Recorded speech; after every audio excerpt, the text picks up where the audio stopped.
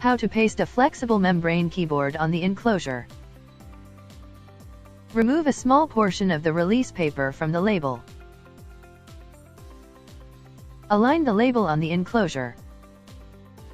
Paste the small portion of the release paper removed initially on the enclosure. Note that the other end of the label should not shift from its position on the enclosure. Remove the entire release paper from the label.